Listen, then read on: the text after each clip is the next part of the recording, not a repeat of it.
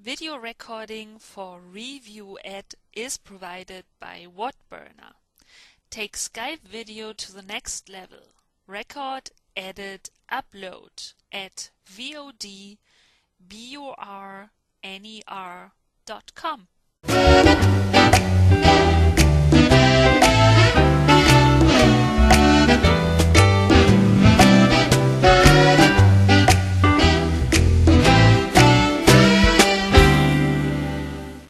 Okay,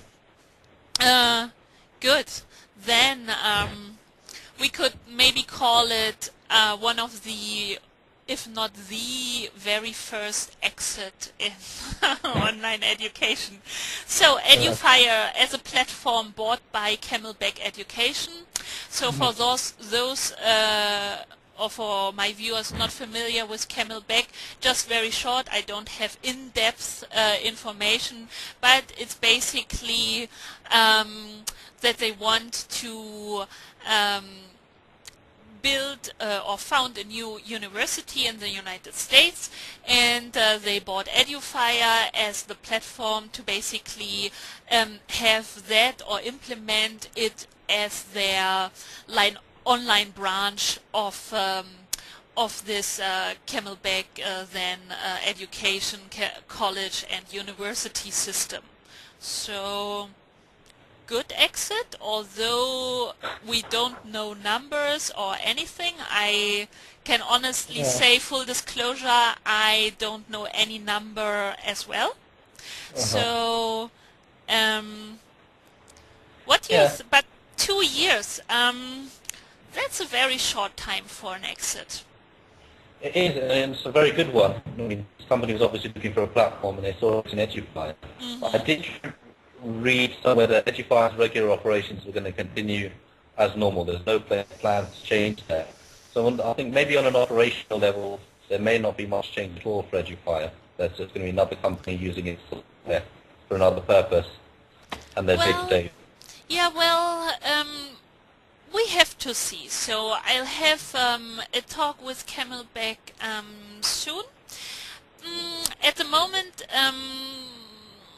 so based on my information, I'm not sure if eduFire will stay this open platform, everybody can post lessons, anyone can be a teacher, or if it wasn't more interesting for Camelback to have eduFire as a platform. Of course, it's Adobe technology, but let's say the platform is working properly for 2 years now. And then as eduFire for some time headed into this direction of offering these college courses for the states with the credit system and having these contacts, obviously. And Camelback is focused on this academic sector and academic learning, teaching only. If eduFire will not be modified and going a little bit in this direction from now on. Okay, I mean, that'd be interesting. I can only guess. But it's my guess, but from what I see, what I read and know about Camelback, and so I'm not sure that it will stay this open platform as eduFire is now. But I mean, when I also see the lessons scheduled now, and this is what was it? I checked it before our interview. 90 lessons, 91, something like that, and over 2 months of time. That's not a lot going on. So, but I mean, for the exit itself, and again, money here is pure speculation, so we will not take this path. But for the exit of itself, of course, somebody looked for a platform, found it in eduFire. So after 2 years in business, would you have taken the same way to exit? It depends. We wouldn't have taken an exit that was dependent on the success of another company. So if, and I'm completely guessing again, so if in hypothetically, this Camelback other project that we need eduFire for fails, eduFire could disappear, or we wouldn't have accepted a deal like that. Unless they were going to buy us out completely, we can go away and do something else. So it depends on the sort of, everything depends on the details. Assuming the founders and the existing staff are still involved in eduFire, I would be hoping for a deal whereby you can still you can still keep your options open. You can still be doing other business, or and you can continue trading if things don't work out as you plan with this main deal. So if a well-known university, like, let's say, these big names, Cambridge or Oxford, came and said, well, Shiv, English Town is very interesting, it's working well, and we see that as really our strategy or our option to take our academic teaching and also our ethics and everything online. We see that in English Town, so it would almost be certainly guaranteed to continue. Would you then say, okay, that is so interesting already at present time that you would sincerely think about an exit?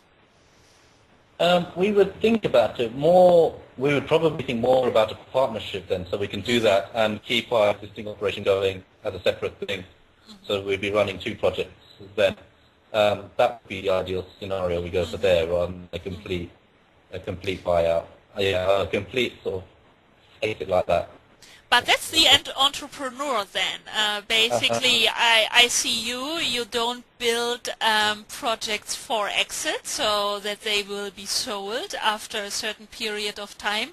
Whereas, of course, some entrepreneurs say, okay, that's a hot market, and after, well, 2 years is very short, as we said at the beginning, but after, 3-4 years, okay, we will head for exit. So you are definitely an entrepreneur, at least with this company, where you say partnership is far more interesting than selling it. Yeah, it's more about sort of the long-term goal. So we're sort of working to build a good company in the long term. If the saying short-term to a company with different sort of business value, that may not work in the long term. So then the business could be gone, and that's fine. If you have to exit that way and the deal is good enough to do that, then that's fine. But if it isn't, then you need to keep the other horses running, so to speak. So then leads us to our next topic, because these three companies, Nixty, Sklippo, Udemy, have a little bit another focus than just being a platform or a marketplace for life lessons. So these content, let's say, where a teacher or a school can produce whole courses and have additional life lessons. Is this maybe the way this sort of company is more likely to go, or it looks more profitable to you? It does. I'm not sure if it's more due to their marketing than anything else, although that could be completely wrong. But the way it's presented certainly seems like they will have more customers. But again, they're in quite a competitive space now.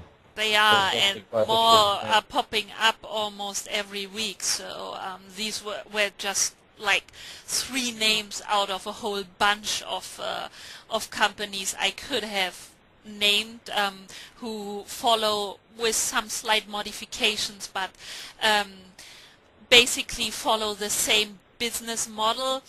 And well, we could boil it down is, are life lessons as a business model enough, or are they just snacks? So okay. Well, this is actually probably a brilliant time to ask me this, because we are in such, students have been asking us forever to do private classes, one-on-one, type of, you schedule with a teacher for X number of hours, and you meet them regularly, and you do that.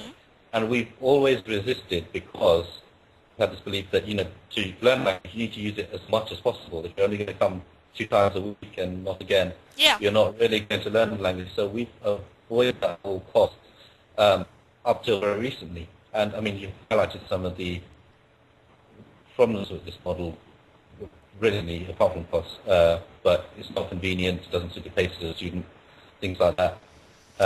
And we sort of pride ourselves on getting around that by not having timetables and having low costs and things and so on. But I think asynchronous content, the same way, has its own pitfalls. Well, the biggest one being it's very difficult. It takes a very disciplined student to learn things from it. Yeah. Most students will leave their live lesson, not do the asynchronous thing, and then tell us the live lesson. So, whereas if you can have live interaction all the time, there's a high chance of a student turning up. It takes less effort to turn up and talk to somebody than it's just to sit down with a static piece of content.